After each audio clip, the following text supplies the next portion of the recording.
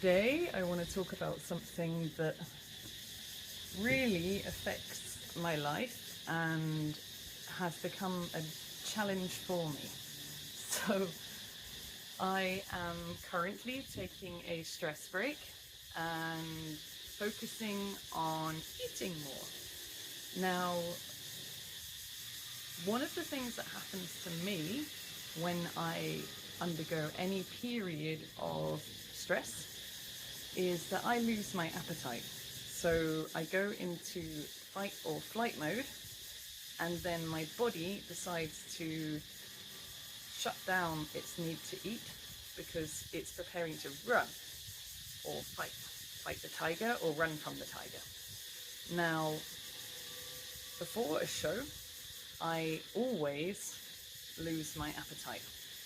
And if I don't eat something, then I run the risk of not being able to perform because I don't have the energy to perform. However, it doesn't change the fact that I don't feel like eating. Also, if the show is a singing show or one that involves me moving around a lot, then I prefer not to eat beforehand because it's very difficult to sing with a full stomach, not if you want to sing well. And it's also very difficult to perform a show where you dance a lot or move around a lot with a full stomach as well. So I've very much got into the pattern over the years of not eating before a show. So how do I manage that dynamic? What I have realised is that there are certain foods that my body will take when I'm in a state of anxiety before a show. And it is anxiety, it's some degree of performance anxiety, but it's also about being able to perform at my best. And I tend to perform at my best when I have energy, but I don't have a full stomach. So one rule is eat a meal 3 hours before the show and no later, as this provides me with the energy. But very often I don't want to eat a big heavy meal, so I will eat a very light salad. And before that, I will drink smoothies. So anything that's in liquid form, my stomach will accept. So if I want to make sure that I am really energized, then maybe I can put something like peanut butter in that smoothie. And I can put in things like yogurt, anything that will give me calories, but I can drink essentially. What also happens is when I'm anxious before a show, my cortisol levels are higher. So I'm thinking in a way that is almost food becomes not a useful use of my time. You know, that's how it feels. It's an inconvenience, and afterwards I'm going to feel sluggish after I eat, and I don't want to feel like that. It's very much like doing, say if you're running a race. Now, when I was younger, I used to run competitively, and before the race, I wouldn't be able to eat, and I'd actually feel sick. So I get the same feeling before a performance. It's less about the fear of making a mistake now, and more about just needing to feel, what's the word? In control of everything. So I'll be more concerned about tuning my instrument, making sure that my hair and makeup are right, making sure that I've learnt my lyrics or memorized the parts, making sure that I've practiced, making sure I've got all the right equipment packed, making sure that the sound check runs perfectly. And generally, I don't find on those days that I have the space or time to eat a meal and relax afterwards, because I just can't. So whether this is healthy or not, I'm not really sure, and I'm actually taking a break from music for a few days at the moment to get to the bottom of why this happens to me, as frequently it happens and it's become a problem in that I am losing weight. Now, if you've been watching my channel for a while, you might have noticed that already. But yeah, the increase in loss of appetite when I have anxiety is somewhat of a problem. Luckily, I live in a place where you can buy really nice smoothies and really nice juices that have a really balanced nutritional level in them. because it's one of those kind of healthy eating new age places.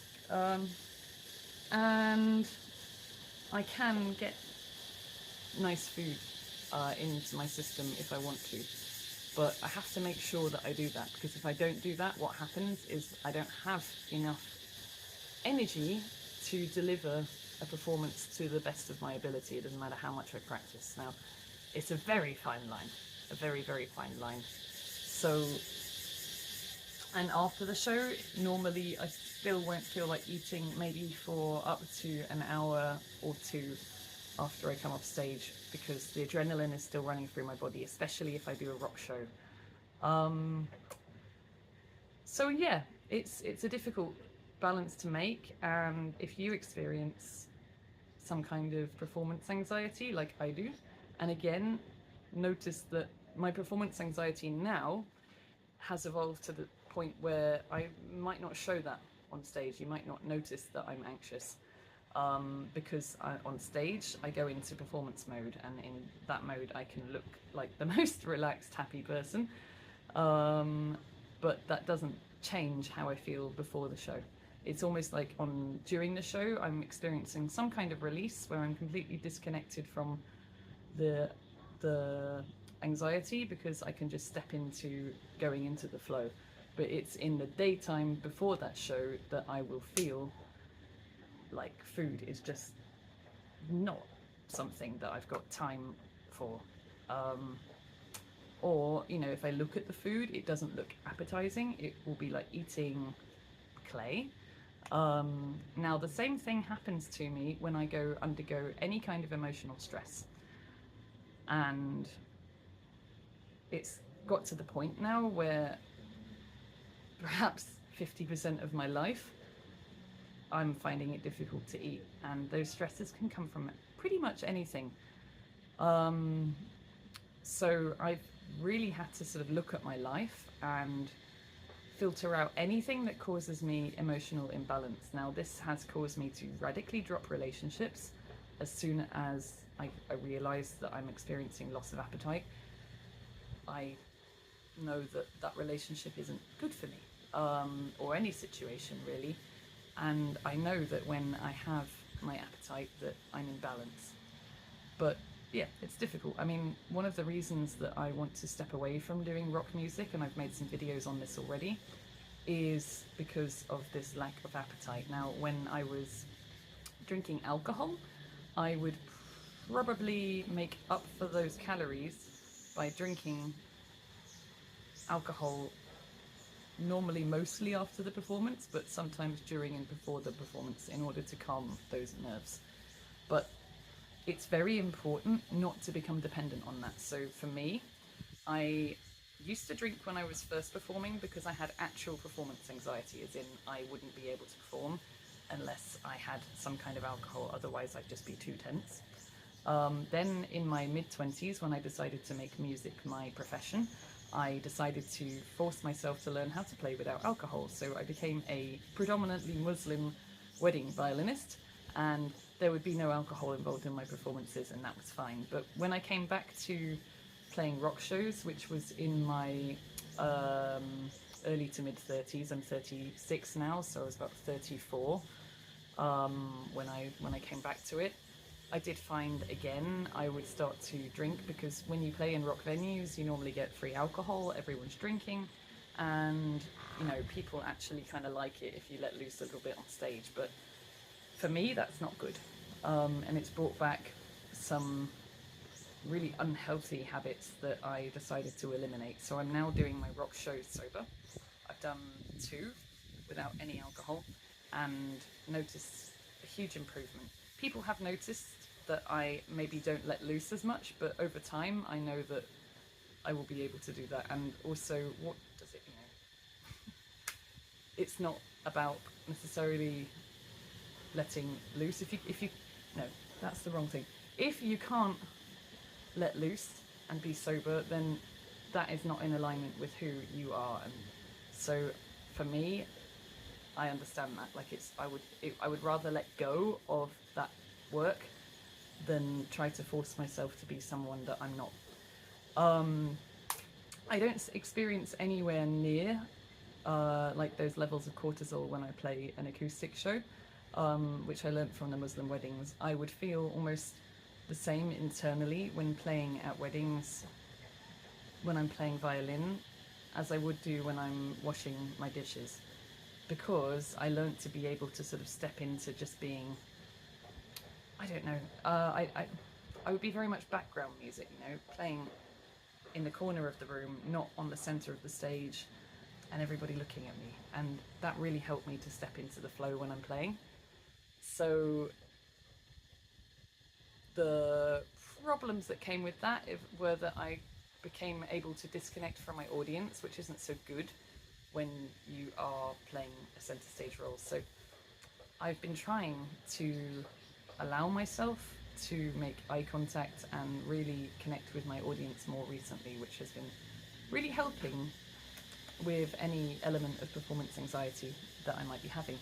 I've also switched from violin to violin and singing over the last few years. That's been a sort of gradual switch that I've been making, and I've really found that the nerves came up again when I started to sing in public, because it's something new to me, and I would find that the worst thing that can happen is I forget my lyrics. I never have a problem delivering the actual vocal parts so much.